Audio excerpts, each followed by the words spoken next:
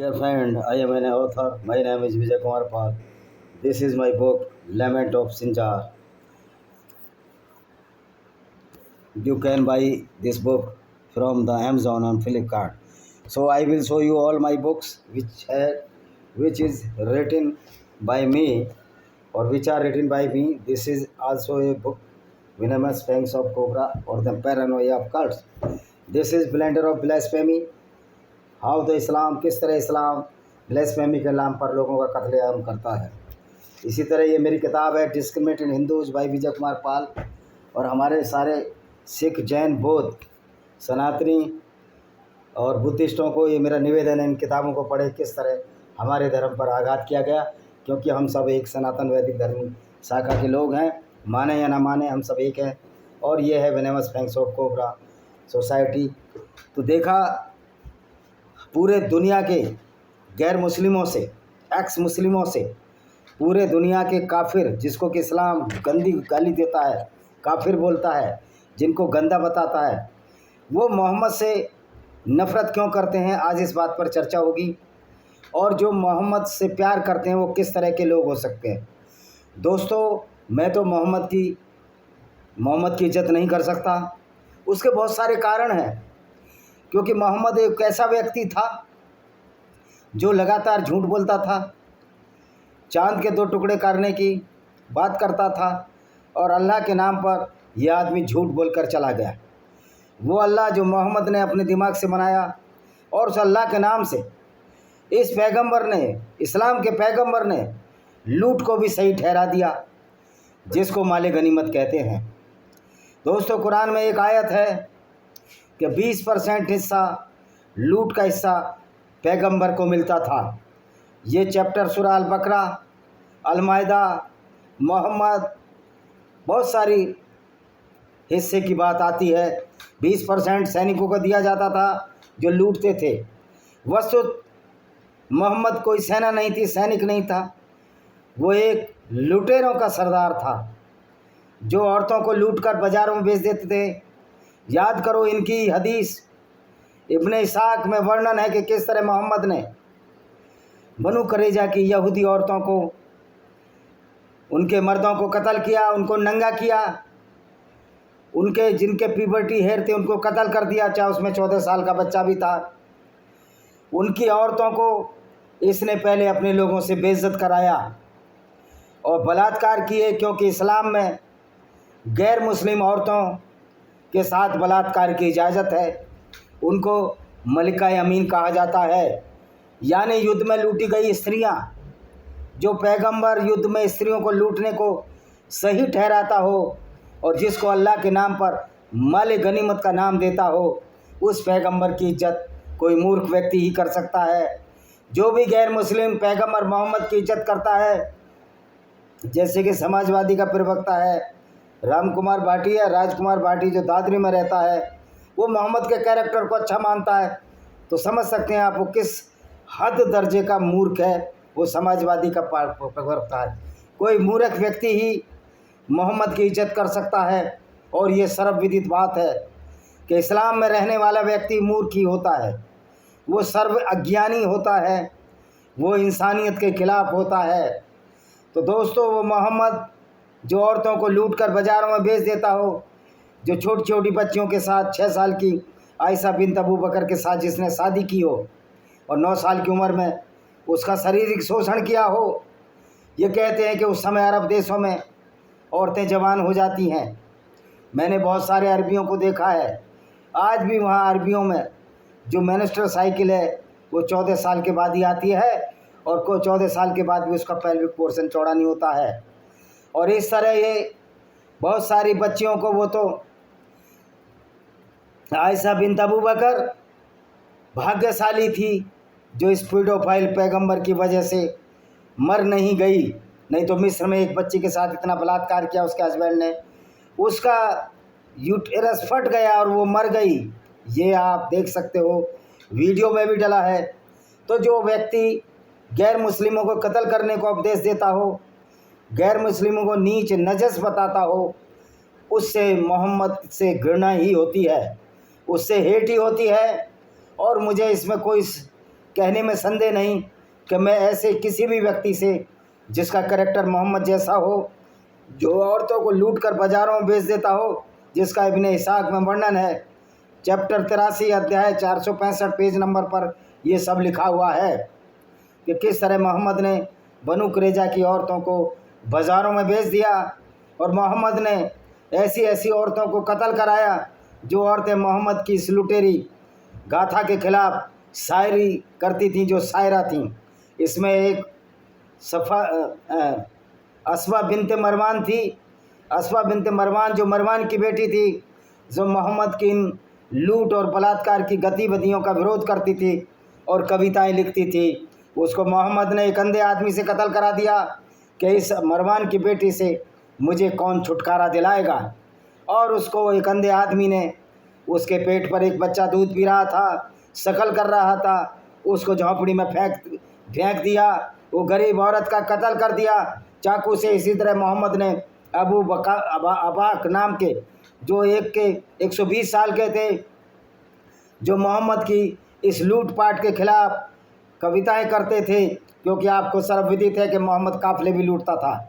और मोहम्मद बहुत दूर तबूक की लड़ाई में लोगों को बेवकूफ़ बनाता है कि जाओ चलो, वहाँ ब्लॉन्ड आँखों वाली लड़कियाँ मिलेंगी, जो मदीना से 700 किलोमीटर उत्तर की तरफ है, जहाँ पर यूरोप और एशिया का मिलन होता है, अकावा की घाड़ी के पास। ये वहाँ औरतों को लूटने गया, लेकिन तबूक के लोगों ने कहा कि हमारा तो आपसे कोई लड़ाई नहीं है, फिर आप क्यों आए? तो ये बेशर्मों की तरह से वहाँ से मुंह छिपाकर भागे। तो ये है मोहम्मद का करैक्टर, जो सिर्फ औरतों में लूटता रहा हो, उनके साथ बलात्कार अपने लोगों से करवाता रहा हो, काफिले लूटता रहा हो और 20% हिस्सा अपने लिए रखता हो। तो उसके जो ये कहते हैं कि आई लव मोहम्मद, समझ सकते हो वो किस तरह विचारधारा के लोग हैं। निश्चित तौर पर वो सर्टिफाइड तौर पर आतंकवादी हैं। और जो भी मुसलमान इस्लाम पर चलता है, सच्चे इस्लाम पर चलता है, वो आतंकवादी है, वो धोखेबाज है, वो फ्रॉड है। क्योंकि इस्लाम में गैर मुस्लिमों को धोखा देने की भी बात मोहम्मद द्वारा कही गई है। मोहम्मद ने खुद लोगों को धोखेबाजी सिखाई थी। काब बिन असराफ एक कवि थे, यहूदी कवि थे, बहुत बड़े घराने के थे, बहुत अमीर थे, व्यापार भी किया करते थे, कविताएं भी लिखा करते थे। और वो मोहम्मद की लूट के खिलाफ, मोहम्मद की जो गैर मुस्लिम औरतों के साथ बलात्कार करते थे, उनके खिलाफ ये कविताएं लिखते थे। जब मोहम्मद ने देखा कि मेरी पोल खोल रहे हैं काब बिन असराफ, तो काब बिन असराफ को मोहम्मद ने धोखे से मारने की तरकीब रखी। क्योंकि वो एक किले नुमा मकान में रहते थे, पैसे वाले थे। तो मोहम्मद ने अपने 2 साथियों को भेजा कि जाओ उसका कत्ल कर दो, शायद उसका नाम असलामा था, कत्ल कर दो और कह दो कि मोहम्मद से हमारी लड़ाई हो गई है, जिससे वो आपके प्रभाव में आ जाएगा, और जब प्रभाव में आ जाएगा तो उसको कत्ल कर देना। तो ये लोग गए, काब बिन असराफ के पास गए और वो बाहर आया, बड़े सुंदर वस्त्रों में आया। उसकी पत्नी ने कहा कि ये मोहम्मद के भेजे हुए आदमी लगते हैं, मोहम्मद एक धोखेबाज है, आप बात मार जाइए। लेकिन वो सदा सही हालत में आया और कहा, हाँ बोलिए क्या कहना है। तो उन्होंने कहा कि मोहम्मद से हमारी लड़ाई हो गई है, अब हम आपके साथ मिलकर मोहम्मद के खिलाफ लड़ाई लड़ना चाहते हैं। उसने कहा चलो अच्छी बात है, तुम्हारा दिमाग सही हुआ, तुम एक लुटेरे पैगंबर के चंगुल से निकल आए। वो व्यक्ति जो औरतों को लूटता था उसके चंगुल से बाहर निकल आए, और उसके काब बिन असराफ के सिर में खुशबू आ रही थी, एक अच्छा तेल लगा हुआ था। काब बिन असराफ से इन लोगों ने कहा कि हम आपका सिर सूंघें, आपके सिर में बड़ी खुशबू आ रही थी। उनके बड़े लंबे बाल थे, उन्होंने कहा हाँ क्यों नहीं, इसमें ये तेल लगा हुआ है, आपको खुशबू आ रही है, ज़रूर सिर सूंघ सकते हो। और उसके बाल को पकड़ा और उसका सिर काट दिया और मोहम्मद के सामने पेश कर दिया। ये है मोहम्मद का करैक्टर। ये मोहम्मद जो पूरी दुनिया में आग लगा कर चला गया। देखो दोस्तों, फिर मैं कहता हूँ, ये अल्लाह वल्लाह नाम की कोई चीज़ नहीं है, ये मोहम्मद का बनाया है।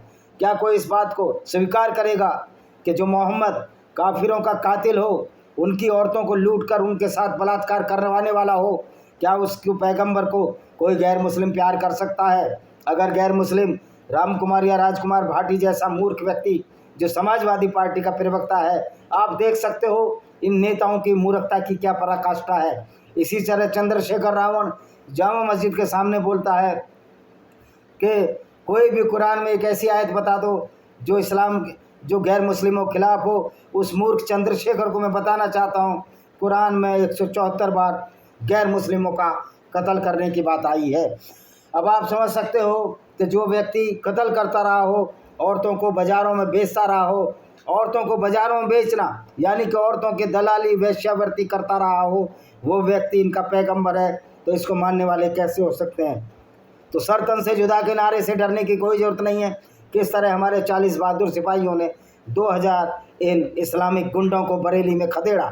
सर्टिफाइड गुंडे, ये तौकीर रजा है। सर्टिफाइड गुंडा महमूद मदनी, अरशद मदनी, जितने भी मौलाना है सर्टिफाइड गुंडे हैं, क्योंकि वो इसी इस्लाम पर चलते हैं जो इस्लाम इनको गैर मुस्लिम औरतों के साथ बलात्कार की अनुमति देता है, गैर मुस्लिम औरतों की लूटने की इज्जत असमत लूटने की इज्जत देता है, उनको तार तार लूटने की इज्जत देता है। मैंने ये किताब लिखी है black dot of terrorism by Rudra publication by Vijay Kumar Pal. ये किताब आपको अमेजॉन फ्लिपकार्ट पर है कि किस तरह से इस्लामिक आतंकवादियों ने इस्लाम के नाम पर जो कुरान में लिखा, कुरान की विचारधारा को पढ़कर गैर मुस्लिम औरतों के साथ बलात्कार किया, जिनमें यहूदी स्त्री भी शामिल हैं, जिसमें ये हिंदू स्त्री भी शामिल है, और जिसमें हमारे सिख भाइयों के साथ भी जुल्म हुए शामिल हैं। हरमंदिर साहब को इसी इस्लामिक विचारधारा की वजह से 3 बार तोड़ा गया। मस्सा रांगड़ नाम के एक मुसलमान ने वह हरमंदिर साहब को अपवित्र किया, वहाँ रंडियाँ नचाई, शराब का सेवन किया, हमारे 2 वीर सिख भाइयों ने उसको कत्ल किया। ये भी इतिहास है। तो जो आज खालिस्तानी जो इतिहास को तोड़ मरोड़ कर देख रहे हैं, उनके हिसाब से जो इस्लाम जिनसे आप हाथ मिलाना चाहते हो पाकिस्तानी आतंकवादियों से, उनकी नज़र में तुम भी नजस और पोटी कितने जिंदे हो। इसी मोहम्मद की विचारधारा से हमारी हिंदू नारियों की असमत लूटी गई और जौहर हुए। मेरी ये किताब है जौहर, इसमें सारा वर्णन है कितने जौहर हुए और कितनी हिंदू औरतों की असमत लूटने की कोशिश अहमद शाह अब्दाली और अलाउद्दीन खिलजी ने की। दोस्तों, ये इस्लाम पैगंबर की विचारधारा पर चलता है और पैगंबर की विचारधारा बड़ी औखी है, बड़ी बेकार है, बड़ी निम्न स्तर की है, बड़ी गंदी है, क्योंकि ये पैगंबर विचारों से अच्छा व्यक्ति हो ही नहीं सकता। जो पैगंबर की विचारधारा पर चलना चाहते हैं वो लोग अराजक तत्व हैं, वो लोग गुंडे हैं, बदमाश हैं, आतंकवादी हैं। उन पर डंडा ही नहीं, उनको तो गोलियों से भून देना चाहिए। भारतीय पुलिस तो बहुत नरमी से काम आ रही है, बल्कि आज लड़ाई ज़रूरत है से सारे गैर मुस्लिमों को अगर अपनी इज्जत बचानी है, अपनी औरतों की असमत बतानी है, तो मोहम्मद के विचारधारा से घृणा करनी होगी, मोहम्मद के विचारधारा पर चलते लोगों से घृणा करनी होगी, उनको अपना दोस्त नहीं बनाना होगा। क्योंकि गाय बेहाय वो जब मदरसा में जाएगा, कुरान पढ़ेगा, वो आपको दुश्मन की नज़र से देखेगा, आपको नीच समझेगा, आपको नजस समझेगा, आपको पोटी जैसा फिल्दी जितना गंदा समझेगा। ये लोगों की बात समझ में नहीं आ रही है। आज जो जय शाह ने जो टीम भेजी क्रिकेटरों की, ये सारे के सारे गद्दार हैं। मैंने सूर्य कुमार यादव के ट्विटर अकाउंट पर ट्वीट किया है कि तुम गद्दार हो, तुम्हारे पाकिस्तान से गहरे संबंध हैं, तुम आतंकवादी हो। जो भी इस्लामिक कंट्रियों से संबंध रखेगा वो आतंकवादी है, क्योंकि सारे के सारे इस्लामिक कंट्री क्यों आतंकवादी हैं? क्योंकि मोहम्मद की विचारधारा पर चलते हैं। इस हिसाब से सबसे बड़ा आतंकवादी देश सऊदी अरब है, जहां मक्का मदीना है, जहां मोहम्मद का जन्म हुआ और जहां मोहम्मद ने अपनी ज़िंदगी बिताई। सऊदी अरब इसलिए आतंकवादी है कि वो इस्लाम की विचारधारा पर चलता है। मोहम्मद बिन सलमान सबसे बड़ा आतंकवादी है अगर वो मक्का मदीना को बचाने की कोशिश कर रहा है। ये मेरी किताब है, किस तरह हिंदुओं गैर मुस्लिमों का नुकसान हुआ। इतना नुकसान हुआ कि हमारी औरतों की असमत इस इस्लाम की वजह से लूटी गई, इसी पैगंबर की विचारधारा से लूटी गई, तो हम उसको इज्जत देने का कोई कारण नहीं बचता है। ये इन्वेडर्स और हिडन फैक्ट्स है, किस तरह इस्लामिक गुंडों ने भारत में आकर हिंदू औरतों की असमत से खिलवाड़ करना चाहा। हमारे मंदिर तोड़े गए, यहूदियों के धर्म स्थल जिसको सिनेगोग तोड़े गए, क्रिश्चियनों के चर्च तोड़े गए। तो हम ऐसे मोहम्मद की इज्जत क्यों करें? हम ऐसे व्यक्ति से निश्चित तौर पर घृणा करना चाहेंगे जो लुटारा हो, जो काफिलों को लूटता हो, जो औरतों से अपने साथियों से बलात्कार करवाता हो और कह देता हो कि जो हिस्से में तुम्हारी औरत आए उसको ले लो। यही मोहम्मद ने कहा। दिया अलकलबी एक नौजवान मुसलमान को कहा कि जो तुम्हारे हिस्से में आए औरत ले लो, और उसके हिस्से में सफिया बिन्त हुइया आई, जो कि एक नौजवान औरत थी जिसके पति और पिता को मोहम्मद ने कत्ल करवा दिया। लेकिन मोहम्मद के चेले चाटों ने कहा वो लड़की सुंदर है, तुम्हारे लिए है। तो ये कामुक पैगंबर सफिया बिन हुइया के बदले दिया अल-कल्बी नाम के नौजवान मुसलमान को बहुत सारे गुलाम और औरतें दे दी, और ये 3 रात उसके साथ खैबर के दर्रे में रंगरेलियाँ मनाता रहा। इस तरह के बैड कैरेक्टर आदमी को हम प्यार क्यों करें? और हम ना मोहम्मद से डरते हैं ना अल्लाह से डरते हैं। अगर आप हमारे खिलाफ लड़ने को तैयार हो तो आज पूरी दुनिया इस्लामिक विचारधारा से लड़ने को तैयार है। तो दोस्तों, इस तरह मेरी बहुत सारी किताबें मैंने आपको दिखाई। आप इन किताबों को ज़रूर खरीदिए और पढ़िए, देखिए वास्तव में क्या है। किताब के पढ़ने से जो ये कहता है कुरान में ऐसा कुछ नहीं लिखा, या तो वो मूर्ख है या ज्ञानता है। जो कुरान को बिना पढ़े दावा करता है कुरान अच्छी पुस्तक है, मोहम्मद का कैरेक्टर अच्छा है, तो ऐसे मूर्ख लोगों की वजह से इस्लाम फल फूल रहा है। क्योंकि हम वो कबूतर के समान हो गए हैं जो ये देखते हैं कि आंखें बंद करके कि बिल्ली तो हमको नहीं देख रही, लेकिन बिल्ली तो आपको देख रही है। इसी तरह इस्लामी रूपी राक्षस जो यहाँ तहाँ दुनिया में घूम रहे हैं वो आपको तो देख रहे हैं कि आप काफिर हो और आपको किस तरह कत्ल करना है। ये शिक्षा उनको मदरसों में मिल रही है। तो हमें अपनी आंखें बंद नहीं करनी, आंखें खोल रखी हैं। और इस्लाम की विचारधारा पैगंबर की विचारधारा थी, देखा जाए लिटरली, क्योंकि अल्लाह नाम की कोई चीज़ नहीं है। इस विचारधारा का अंत करने के लिए हमें लड़ाई लड़नी पड़ेगी।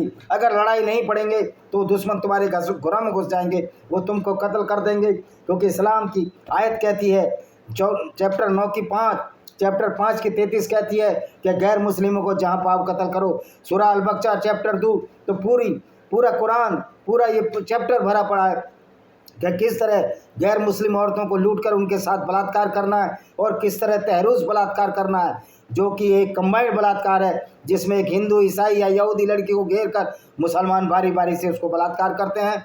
ये करने की कोशिश इन्होंने इंग्लैंड में की, लेकिन अब इंग्लैंड के लोग जवाब दे रहे हैं, ये भारत के हिंदू कब जागेंगे?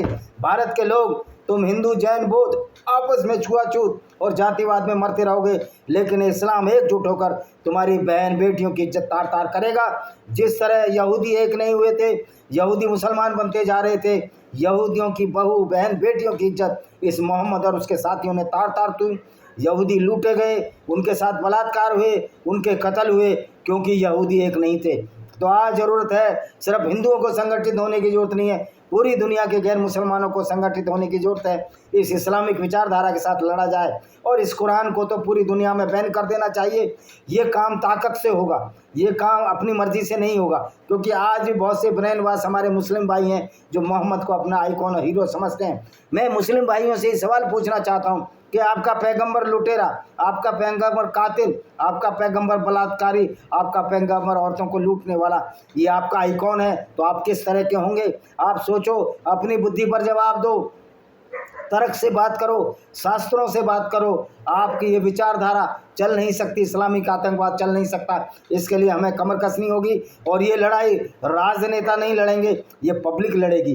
क्योंकि राजनेताओं की औकात तो पब्लिक के सामने बहुत छोटी है। नरेंद्र मोदी जी की औकात तो पब्लिक के सामने बहुत छोटी है। अमित शाह की कोई औकात ही नहीं है पब्लिक के सामने, किसी भी नेता की। मेरी भी कोई औकात नहीं है अगर मैं पॉलिटिकल लीडर हूँ या मैं किताबें लिखता हूँ, लेखक हूँ। पब्लिक की सबसे बड़ी औकात होती है। और पब्लिक जब एक जो पूरी दुनिया की पब्लिक एकजुट हो जाएगी तो इस्लामिक विचारधारा जो एक मोहम्मदी विचारधारा है, जिसमें अल्लाह का एक झूठा तसव्वुर, झूठा कल्पना का प्रयोग किया गया है, उस विचारधारा को ख़त्म करने के लिए हमें लंबी लड़ाई लड़नी होगी। और मोहम्मद की विचारधारा से ही आतंकवादी बनते हैं, क्योंकि मोहम्मद की विचारधारा ही आतंकवाद है। और मज़े की बात है कि आप कुछ भी मानो, आप चांद के 2 टुकड़े मानो, जन्नत जहन्नुम मानो, लेकिन तुम मोहम्मद को किसने हक दे दिया कि गैर मुस्लिमों को ये नरक भेजेगा? मोहम्मद के खुद कर्म ऐसे हैं। अगर सचमुच में कोई दुनिया को बनाने वाला अल्लाह है और ईमानदार अल्लाह है तो नरक की आग में मोहम्मद और उसके साथियों को जलना चाहिए।